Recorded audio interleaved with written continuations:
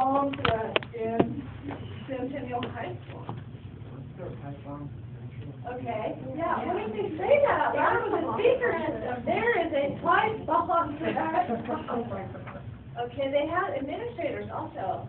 The other side of it is, all right, how do we incorporate some of these protections without causing extraordinary panic or angst against it, like TSA? TSA is an interesting comparison. Hold on, guys, I'll get to you, right? TSA, when you get on an airplane, you really want that thing to be safe, don't you? Mm-hmm. Even if that guy's wearing a turban. You really want the plane to be safe, right? Are you willing to have a pat search to ensure the safety of that plane? Yeah. Okay. This is a really controversial thing right now, isn't it? People are like, hey, I'm free in this country, and you're going to bomb to ensure security. But if we don't have security, do we have anything else? If we don't have security, nothing else matters. Security comes with a price tag. It's kind of funny, right, to really dig into that in the concept of that. We'll come back to you. Go ahead. It depends on how the school system handles their security too. Like my mom teaches 4th grade at CCA at Okay. the Campus Academy. A couple years ago, they had a student who was like joking around, like, "Oh, you better not, I'll kill you." Got the boot instantly that day. Got kicked out of school. Okay. Still saying bomb on a plane. Yeah, but then they had a, I think they were in the 7th or 8th grade. 2 boys beat up a 4th grader just down the street from the school with a lead pipe. Oh. And since it happened not on school hours, and not on school property, nothing was done. And all the kids, this kid ended up in the emergency room. He was in the hospital for like 2 weeks. They could have killed him. And the principal of the school said, "Oh, we can't be punitive to these kids because they'll shoot us up. So I'm going to take them to McDonald's and congratulate them on a job well done beating up that kid or Westmall." That's what the principal of the school did. And it's like, you're sending your kid to school there and you're trusting these officials to protect them when the principal's not even willing to say, we can't be punitive, we have to be a little punitive and say, that is not right for you to do. Isn't it But funny? she sees it punitive as a punishment to tell a kid you're doing something wrong when very obviously they did something wrong, and you need to know that it's wrong to do that, otherwise they're going to keep doing it. Okay. Okay. What else?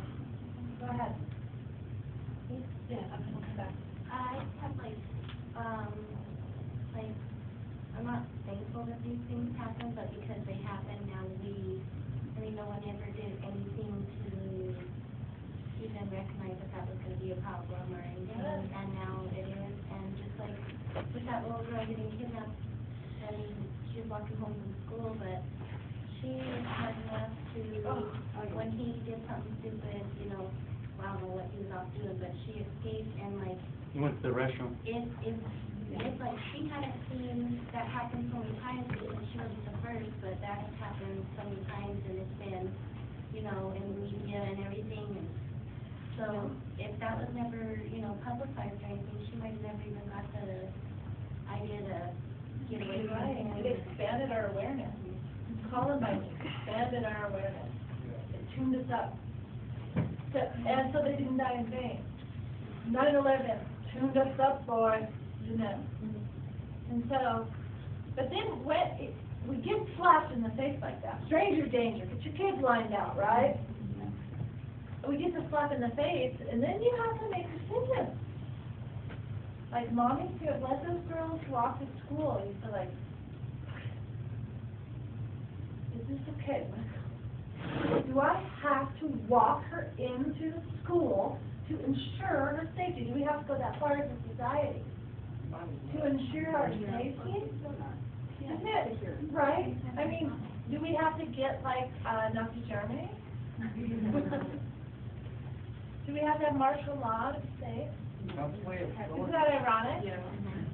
Do we have to tighten our freedom down so dramatically? In our high schools, right? In our, in our flights, in our travel, in our day-to-day schooling of these kids and trying to chase our babies. Do we have to tighten down so radically that we almost exchange part of our freedom for it. You know, what's going on in that society? What are we willing to do? You know, what are we willing to do to prevent a Columbine? Are there things that you will not do? I choose not to walk her into school every day because it's not the society I want to live in. Do you say that? Or do you say it's not a risk I'm willing to take? You know, getting on an airplane without BCSA is not a risk I'm willing to take. Okay? Sending my son to high school that does not have a dress code. That's not a risk I'm willing to take. After comment, those are some interesting things. Can you see the direction our society is going? It's, you know, some Hasn't it people always feel gone that differently, way, but though? so go ahead. I don't see it as something that these things happen and then these drastic things Okay. happen. I think this has gone on from the very beginning of history. Okay. You know, I don't think that they were completely shocked when Julius Caesar was assassinated by so many Okay. senators. I'm sure they were like, you know, wow, I can't believe it, but I don't think they're like, now we have to, you know, search every senator before they come in, before we have our meeting. You know, it may seem it's shocking at first, but I That's think, interesting to hear that from a soldier. You were not shocked by an attack on Homeland soil? what's that? You were not shocked, taken aback by an attack on Homeland Yeah, soil? let me rephrase. It's Okay. shocking. I think the mistake is to start acting with that shock feel. Okay, knee-jerk. Yeah, Okay. knee-jerk reaction. Try not to let that continue. It's a problem, but I think all too often in society, we let that build and it goes. You know, I think. Yeah, maybe you're right. I mean, it does seem as though we knee-jerk into things. You look at the media coverage that happened after Oh, 9/11, it gosh. was nonstop Yes. for months. And And it Katrina was and everything, and Columbine. Columbine. You're right. And so as a society, we're taught from our media, which is our main source of information outside of our homes, what to think about these terrorists, these gun shooters, these people. And we believe what our media is telling us to do. And they ran away with it and created this hype over 9/11 because we said, all right, Bush, you have a good idea, let's do it. And it turned out to be the worst idea.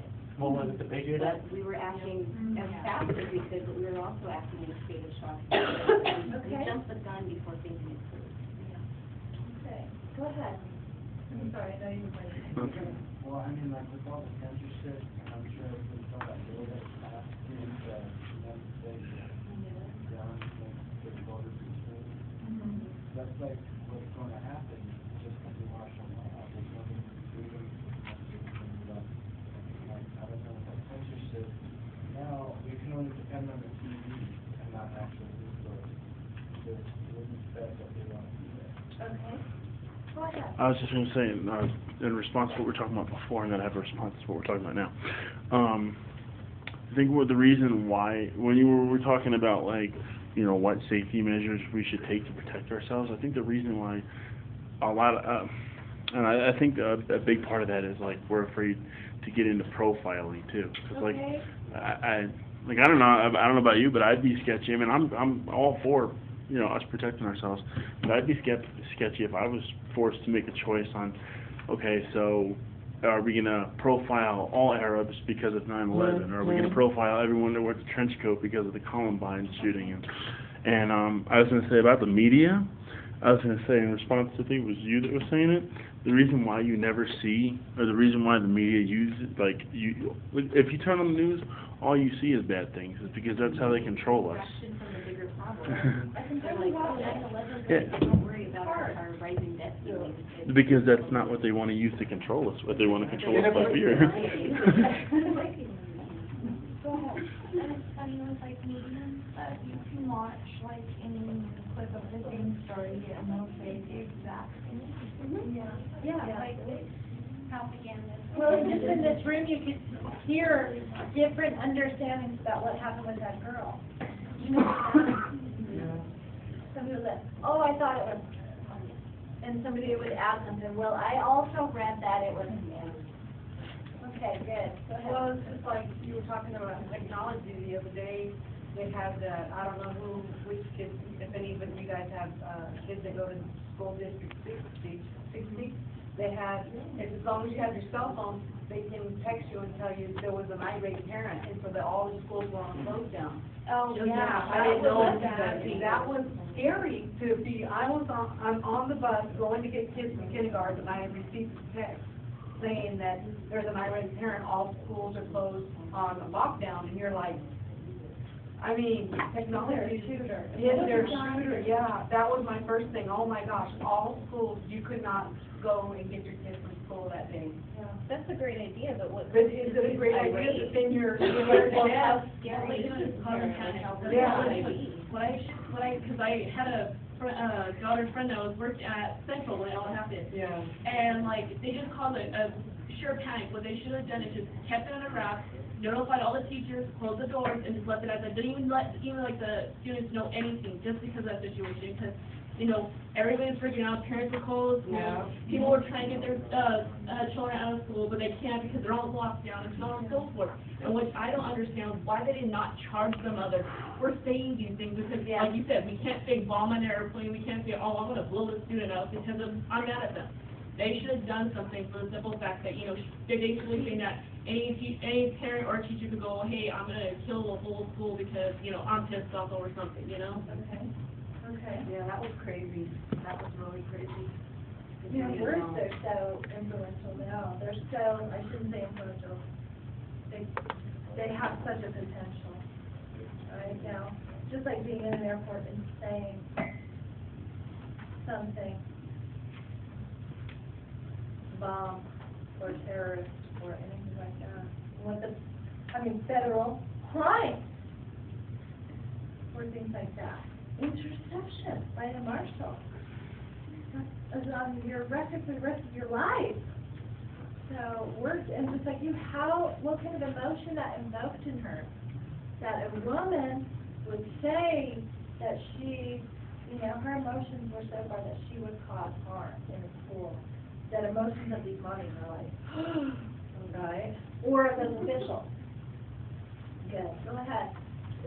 I mean, sometimes really, it's just words, you know, but, when my brother was in middle school, we had a principal that pretty much told my mother that her son was like Saddam Hussein right after the Gulf War. Okay. A principal told a parent, my mother, that his brother was just like Saddam Hussein. And my mom, literally, you know, those words came out. It was like saying Hitler. At the time, it was like saying My mom went off.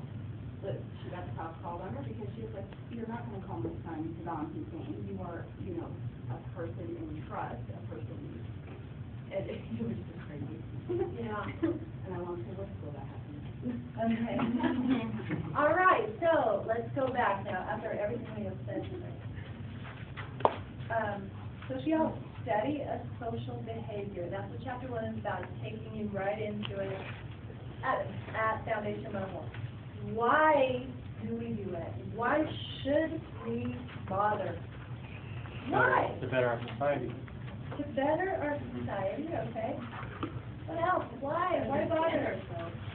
To understand ourselves where we're at today. Cool. Try to understand what happened to those boys. Right? So those of us that are bringing up these kids, we should try and put some bumpers on them. Get them through it. Go ahead. Not to allow profiling, but to, I guess, in a way of, you know, learning how people react to things, to maybe develop other ways, or like Okay.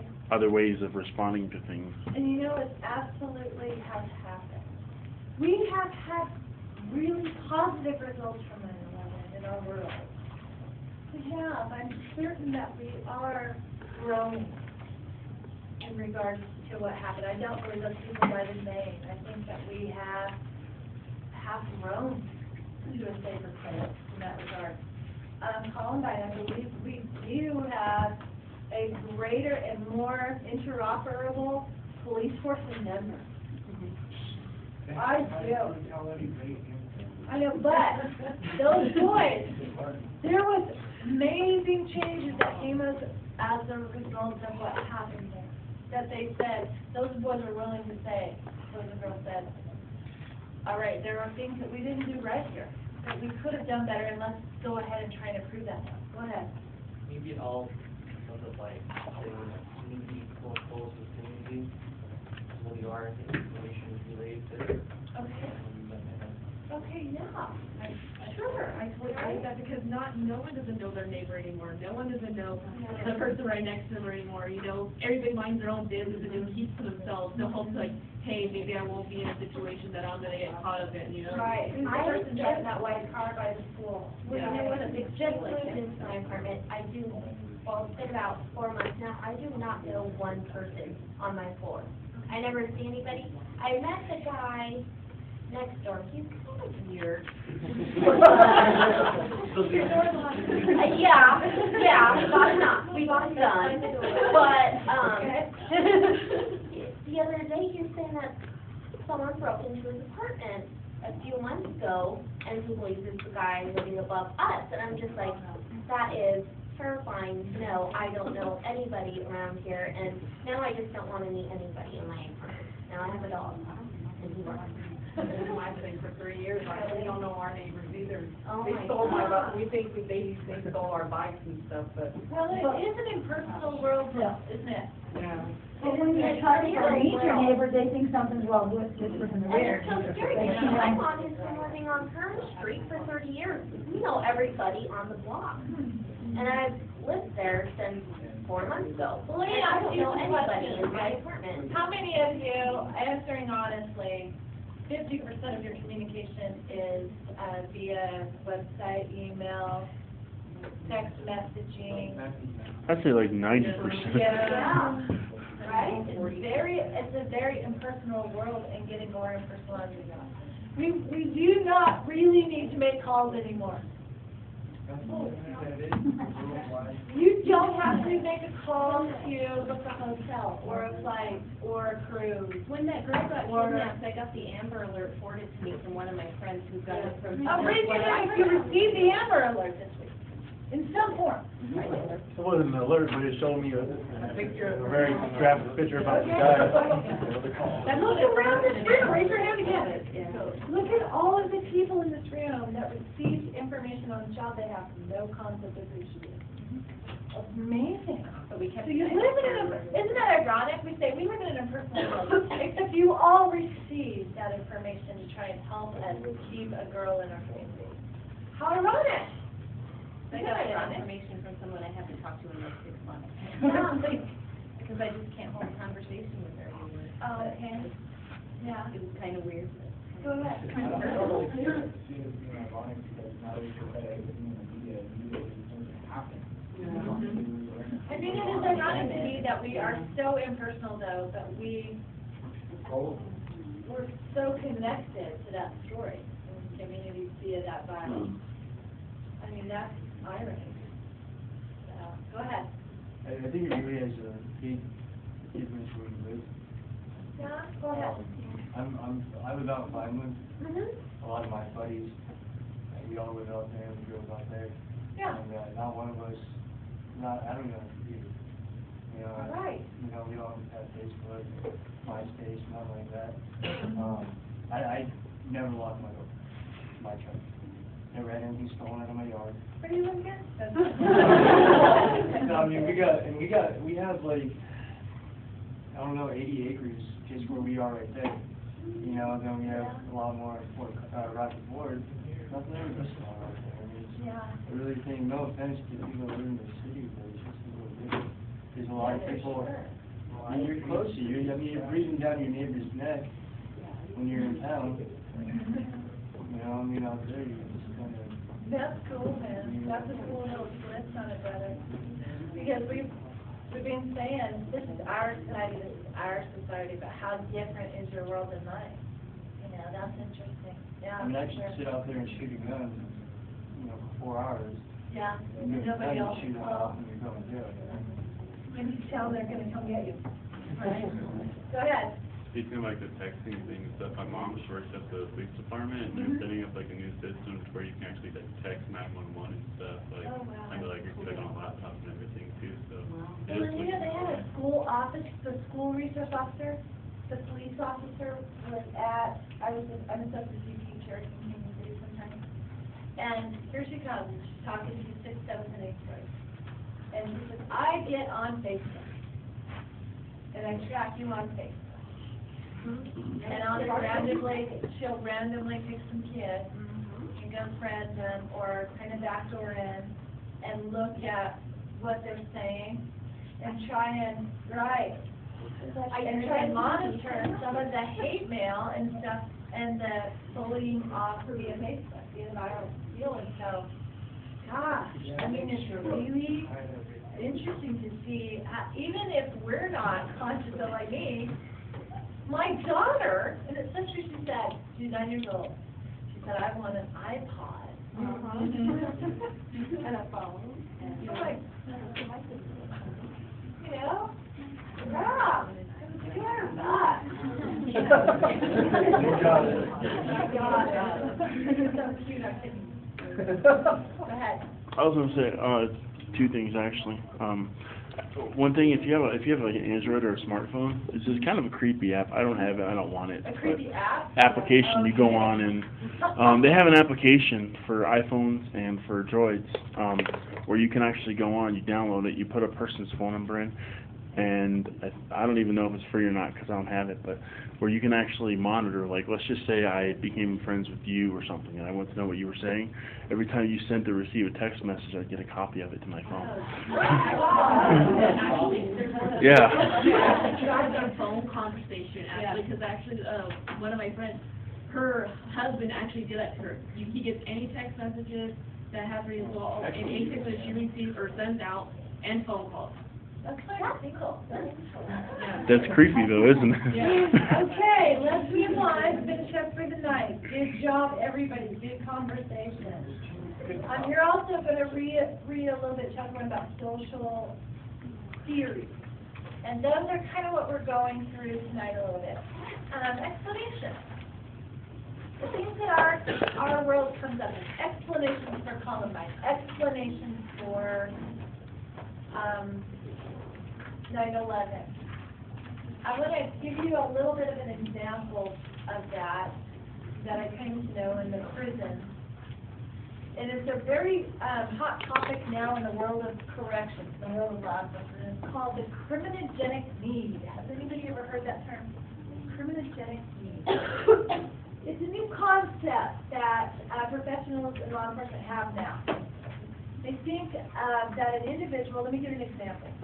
A person is raised in South Africa. His entire life in South Africa. He carries water on his head. He hunts. He wears no shoes. He runs, right, from here to there. He lives in that lifestyle, very accustomed to it. And we pluck him out of South Africa and put him in Manhattan. And we ask him to live Manhattan way. The criminogenic need is his South Africa life. And the theory now in criminology is that most criminals, lifetime career criminals, have criminogenic need, which means they are raised and accustomed to a certain lifestyle. And it is their South Africa. And that it is very hard to turn someone around. For example, someone who has sold narcotics as a young person and has earned a great deal of money, to try and tell him or her, don't do that. You have to work here for an honest wage of $8.50 an hour. No way. It's very difficult. The criminogenic need is easier with, hold on, and I'll get to you. It's easier to say, don't do meth, because you'll lose your teeth and die. It's easier to not get into that. But a criminogenic need, it's difficult, and not because he isn't intelligent. Of course he is. But it's hard because it's hard to explain to an intelligent person that that's not positive, if that's his world. His world alone is his positive. That's the theory. That's the current social theory, the criminogenic need. No. It's very different kind of concept that you have there. That also is a social theory. Nature versus nurture. The way people are raised is what. It's very fundamental, fundamental. Criminologists just kind of translate that to a criminal environment. Really primarily, security threat groups or gang violence, gangster type lifestyle, which are very, to study that, very close-knit, supportive, and filled with love. It's true. It seems crazy for me to say that. I am a criminologist. Yeah. But I'm telling you. They will turn on each other so fast. Okay, but Kill each other. I'm just coming from an honest place. That it to tell a young person who has grown in that lifestyle, just this is all together damaging to you.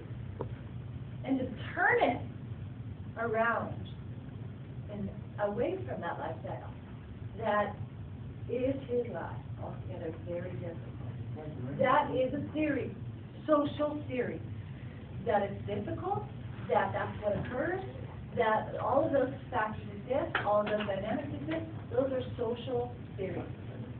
Nature versus nurture, social theory. Go ahead. I think the theory is kind of bullshit. It's all about it's all about choices, you know. Yeah, a person sells drugs, you know, it's easy, fast money, but there's consequences to it. Okay. You know, you go to prison a few times for it, you know, either you got to make that choice. Either you're going to sell drugs the rest of your life and risk spending the rest of your life in prison, or do something to better yourself to make the same kind of money, but do it the right way. I mean, sure, guys, honestly, the causes and things that lead to crime, you're absolutely right. I agree. However, just like what we're doing in class, what do we do then? He's in prison. Choices are made, man. His lifestyle is there. It's in the past. Whatever it was. Was it 5 Points in Denver? Was it violence? Was it Canyon? It doesn't matter, right? Here he is now. How do we turn him around? That's kind of what this is. This criminogenic need. We'll talk more of that, right? Education. Yeah, we'll definitely talk more about that this semester. But these are kind of social theories. Go ahead. You hit on a sore point with me. The reason why is, well, no, it's not really a sore point. It's more of a thing I'm very opinionated on. Okay. Because, yeah, their lifestyle was selling drugs or doing what they did to get in prison. Now they're in prison. Their lifestyle is prison. That's what they become. So you have to reintegrate them back into society. And that's something where I think that we fail at. Guys, we'll talk more about that. They get 3 hots, a cot, a TV, radio. They get college education, they get free healthcare, everything that we're not entitled to as law-abiding citizens. Okay, before we get in a riot. All right, let me ask you, is there anyone who needs to go get an article still to have to turn in? Okay. All right, I'm going to give you guys 10 minutes, okay? After I release everybody else, you can go get that and I'll wait for you. Okay? So, guys, before you pack up, what is due on Monday? The packet thing. Jack